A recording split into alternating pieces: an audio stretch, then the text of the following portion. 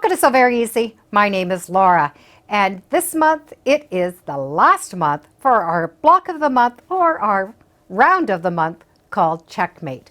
Last month we put together this border, and this month we're going to be able to put that border on. Now it looks like it's more than one border, and that's what makes that really fun, being able to piece that the way it was put together. Once we get that border on, we are going to be able to just put those 4 solid borders on, and that gives an area for the eye to rest so that the quilt does look finished. So let's get that border on, and then we can put on those very simple borders to finish it off. The last border we put on was that nice big border with some cornerstones. Now we're going to be able to put on this next border. It was a strange border to make, but it does turn out to look like we have 3 borders built in. On one side, we do have the black that looks like big fat letter T's. Those pieces are going to face to the inside of the quilt. So those big T's are going this way. And this border will match this last border. When we are looking at the corners, this cornerstone does not match up with one of the T's. It is matching in the middle of that T. So when we sew this together, we don't have to worry about matching any of those seams. Put your pieces together, and I would recommend sewing from this side. And that way we can make sure that the seams are in the direction that you pressed them. So that corner piece is going to be stitched on, so your black corner is on the same side as those T's. So you will eventually have the 2 grays and that black. Now I do like to press pieced borders towards a solid piece of fabric. And when we have that all pressed, it does have a beautiful look.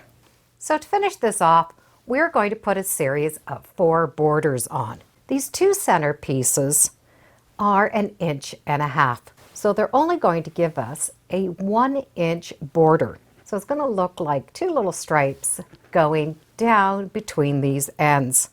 The first black is 2 inches. The last one on the very outside is 2.5 inches. So they're going to go on like this. So I'm going to start and cut these borders and put them on. So those last 4 borders, we do have a handout on the sizes that they're going to be.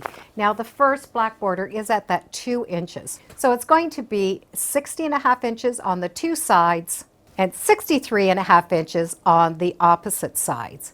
And that means we get to that next little one, the gray and the white. The gray and the white are cut at 1.5 inches. So the first 2 sides will be 63.5 inches, and the 2 other sides would be 65.5 inches cut. And for that white, then we'd have 65.5 inches for the 2 sides and 67.5 inches for the opposite 2. And then we have that big border, that final big black one all the way around. I do like to make those borders a little bit bigger because some of it is going to be taken up not only with the seam allowance, but with the binding. So having a little bit bigger isn't necessarily what we see. It just sort of has that place for the eye to sit.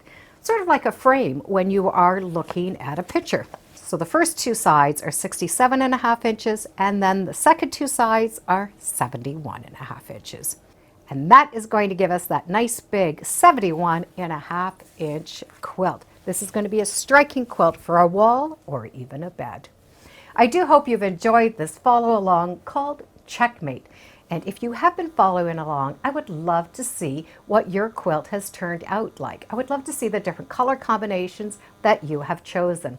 I'll put a link in the description so you can email me your pictures, and perhaps you might find your pictures in my next newsletter.